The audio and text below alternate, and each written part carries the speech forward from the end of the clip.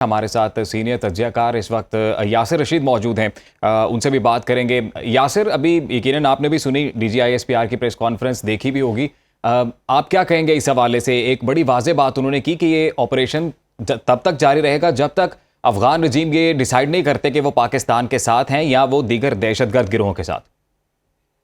سب سے پہلے یہ سمجھنے کی ضرورت ہے کہ جب آخری بار پاکستان نے افغانستان کے اندر کارروائی کی تھی اور ان کے علاقوں کو نشانہ بنایا تھا تو اس وقت افغان طالبان کے دھڑے مختلف اٹھے اور انہوں نے یہ باور کروانے کی کوشش کی کہ یہ اگر زیادہ چلتی ہے تو ہمارے لیے نقصان بہت زیادہ ہو جائے گا، جس میں پھر کچھ قوتوں کو ملوث کیا گیا، ہمسائے جو تھے ان کو ملوث کیا گیا اور ان کو شامل کر کے ان سے یہ استدعا کی گئی کہ پاکستان کو روکیں۔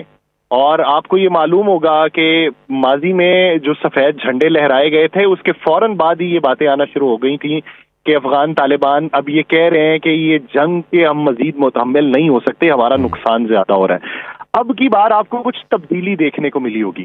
اب کی بار یہ ہے کہ ماضی میں اتنا نقصان نہیں ہوا تھا جتنا کل رات میں اور آج دوپہر تک ان کا نقصان ہو چکا ہے۔ جس طرح بقول D G I S P R ان کی 273 سے زیادہ ہلاکتیں ہو چکی ہیں، زخمی ہیں، ان کی چیک پوسٹیں تباہ ہیں، کئی کے اوپر قبضے ہو چکے ہیں۔ اب 73 کے قریب آپ چیک پوسٹیں تباہ کر دیں اور جا کے ان کے ڈپوز کے اوپر حملے کر دیں، ان کی رسد کا خاتمہ کر دیں تو یہ بہت بڑا ڈنٹ ہوتا ہے۔ یہ کوئی چھوٹی بات نہیں ہوتی، یہ اسے معمول کی بات بھی نہیں کہی جا سکتی۔ اس کا تو زخم جو ہے وہ بھرتے بھرتے افغانستان کو جو ہے کئی سال لگ جائیں گے۔ لیکن یہاں پہ قابل غور بات یہ ہے کہ اب کی بار افغان حکومت کی طرف سے کسی سے فوری طور پہ التجا اور منت ترلے نہیں کیے گئے۔ آپ یہ دیکھیے کہ رشیا جو ہے وہ اس نے خود بیان دیا، ایران نے خود بیان دیا، چائنا نے خود بیان دیا، اقوام متحدہ نے خود بیان دیا، افغانستان کی طرف سے نہیں ہوا۔ کیوں نہیں ہوا؟ کیا ان کی فضائی طاقت میں اضافہ ہو چکا ہے؟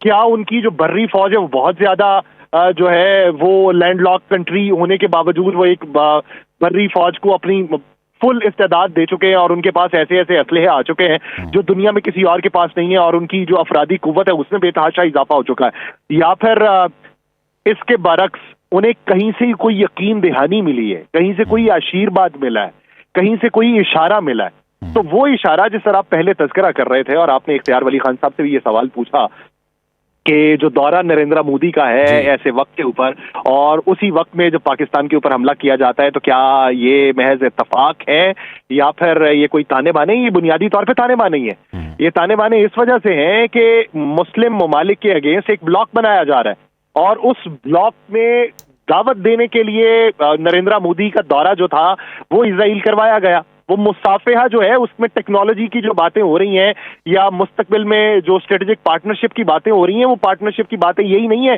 کہ آپ ہم سے سائنس اینڈ ٹیکنالوجی سیکھیں گے اور ہم آپ کو اسلحہ دے دیں گے۔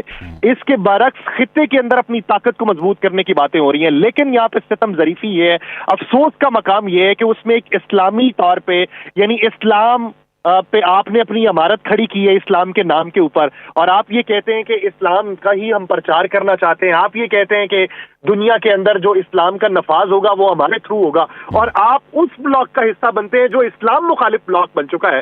تو یہ آشیرواد ہے جس کی وجہ سے وہ اس وقت گھبرائے ہوئے تو ہیں اندرونی طور پہ، لیکن منت سماجت پہ نہیں آ رہے۔ اب اس کے بدلے میں اتنے بڑے نقصان کے بدلے میں ان کو ملنے کیا والا ہے، تو مستقبل میں اس کے اوپر گہری نظر رکھنے کی ضرورت ہے۔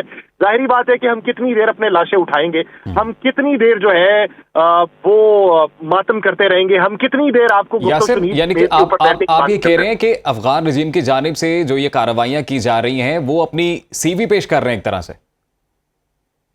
میں سمجھا نہیں آپ کے آخری جملے کو۔ وہ اپنی سی وی رکھ رہے ہیں ان پاکستان مخالف ممالک کے سامنے؟ تو کیوں؟ میں اس میں کوئی دو رائے تو ہے ہی نہیں یا کوئی ابہام تو ہے ہی نہیں۔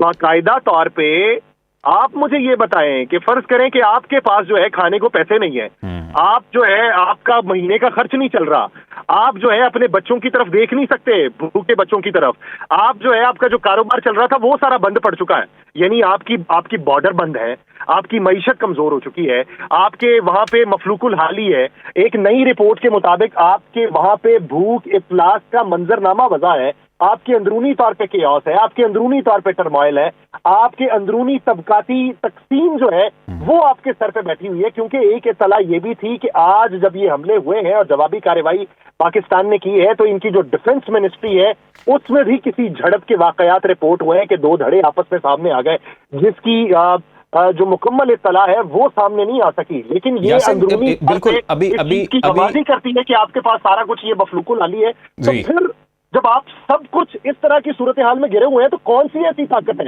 کون سا ایسا نسخہ کیمیا ہے کہ آپ اپنے سے بڑے طاقتور کے ساتھ اٹھ کے کھڑے ہو جائیں؟ کیا افغانستان کو نہیں پتا پاکستان کی فضائی طاقت؟ بالکل انہیں پتا ہے، اور اس آپریشن کے بعد تو زیادہ واضح ہو گئی تصویر۔ یہ بتائیے گا ابھی مستقبل آپ کیا دیکھتے ہیں؟ آپ کو کیا لگتا ہے کہ ابھی ہم right now we are in a state of full fledge war, یا یہ کوئی پریسائز سرجیکل سٹرائکس تھیں اور جو آنے والے وقت میں جاری رہیں گی؟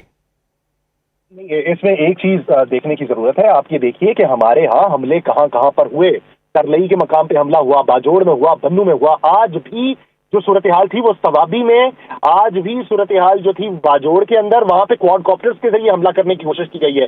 ایک سکول کے اوپر حملہ ہوا ہے جہاں پہ جو اطلاعات یہ ہیں کہ جس کی ابھی تصدیق ہونا باقی ہے کہ کواد ڈرون ہے اس کے ذریعے بارودی مواد جو ہے وہ پھینکا گیا اسکول کے باہر۔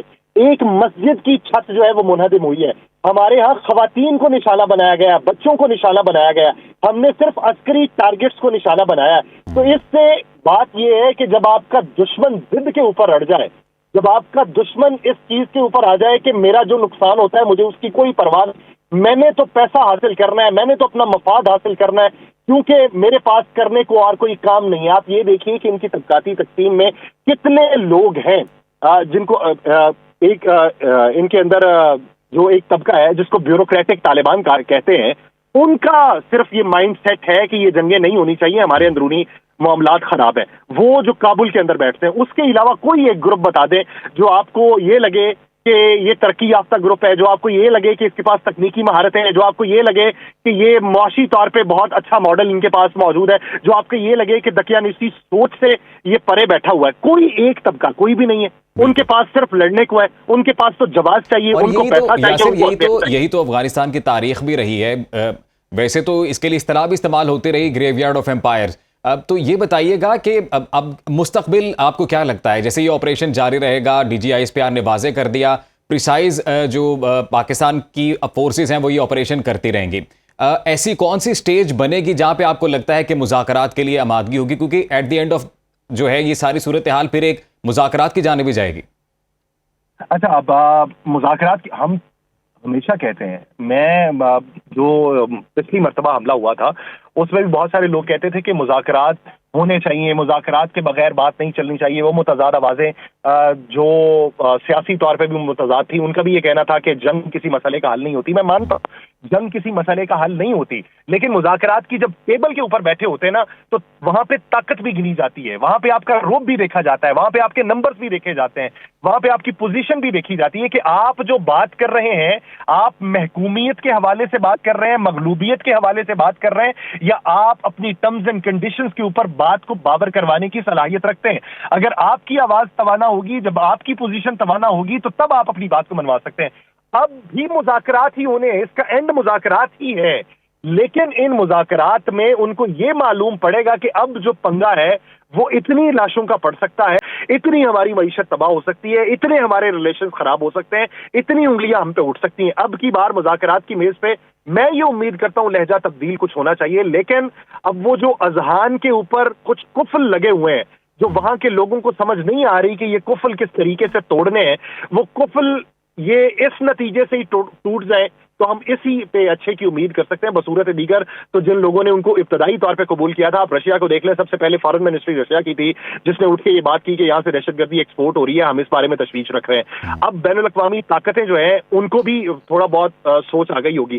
اب جو خطے کی طاقتیں ان کی انوالومنٹ بڑی ضروری ہے۔ ایران، چائنا، ان کا بہت اچھا تعلق رہا ہے افغانستان کے ساتھ، ابھی بھی بہت سارے ان کے انٹرسٹ وہاں پر موجود ہیں، رشیا کے انٹرسٹ موجود ہیں، آذربائیجان کے انٹرسٹ موجود ہیں، ازبکستان کے انٹرسٹ وہاں پر موجود ہیں۔ خطے کی ان تمام طاقتوں کو ہمیں اپنے ساتھ شامل کرنا چاہیے اور ان کو یہ کہنا چاہیے کہ ابھی موجودہ صورتحال میں اگر یہ انارکی مزید پھیلتی رہی، اگر یہ دہشت گردی ایکسپورٹ ہوتی رہی، اگر امریکہ کا چھوڑا ہوا اسلحہ جو ہے वो इसी मंजरनामे पे यहाँ पे पड़ा रहा तो इससे खित्ते के दीगर ममालिक भी मुतासिर होंगे।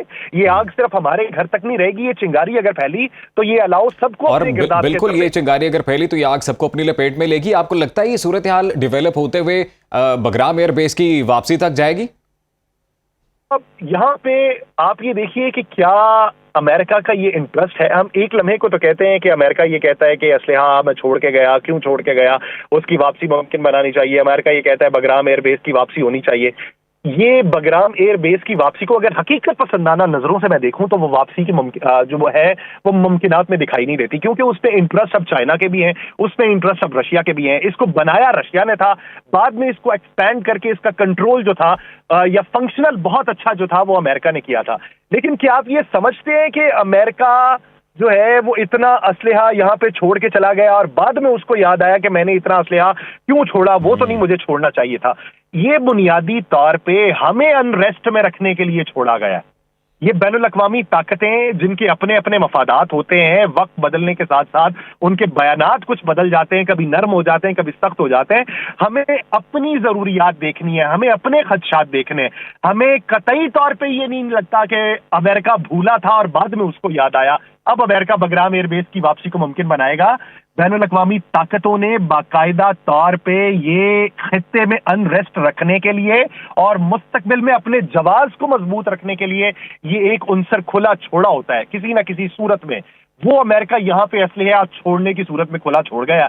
अब वो एक्सपोर्ट होता रहेगा। अमेरिका को क्या फिक्र है? यासिर, ये कहिएगा कि क्या अफगानिस्तान इस हालत में है अब कि वो इंटरनेशनल आइसोलेशन किसी भी तरह से बर्दाश्त कर सके? क्योंकि अगर अफगानिस्तान की बात की जाए तो उसके अंदर भी धड़ेबंदी पाई जा रही है, फ्रीडम ऑफ स्पीच के लिहाज से आवाज़ें उठ रही हैं और ख़वातीन की जो तालीम है उस लिहाज से।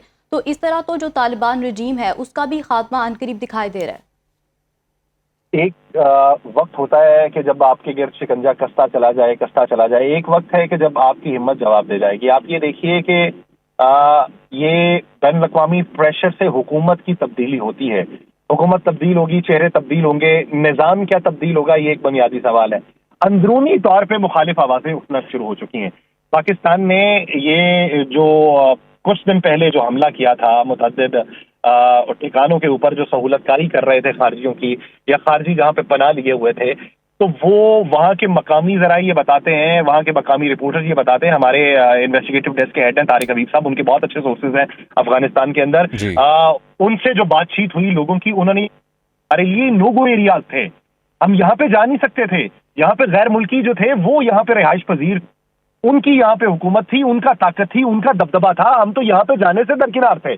तो अंदरूनी तौर पे मुखालिफत जब होती है, अंदरूनी तौर पे जो मसाइल हैं वो निशानदही करते हैं, वो निज़ाम की तब्दीली करते हैं। तो अंदरूनी तौर के ऊपर बहुत सारे मकामात के ऊपर मकबूलियत जो है वो उन इलाकों में भी तालिबान अपनी खो रहे हैं जिन इलाकों में माजी में वो मकबूल हुआ करते थे। उसकी बुनियादी वजह यह है कि इख्तियारात का जो इस्तेमाल है उसमें इख्तियारात की तकसीम के हवाले से बहुत से सवालात हैं। हर ग्रुप ये समझता है कि उसका इख्तियार है, वो सब कुछ कर सकता है। मैं आपको अंदरूनी जराए से कुछ कंफर्म कर सकता हूं कि काबुल में बैठे हुए कई ऐसे हुक्मरान मौजूद हैं जिनका हुक्मनामा सरहद पे खड़ा हुआ फौजी तक नहीं मानता, इस वजह से कि वो किसी दूसरे धड़े का जो है वो बंदा है। यहाँ पे अपनी अपनी बटालियन है, अपना अपना इनका धड़ा बना हुआ है और एक धड़ा दूसरे के ऊपर अपना जाम कायम रखने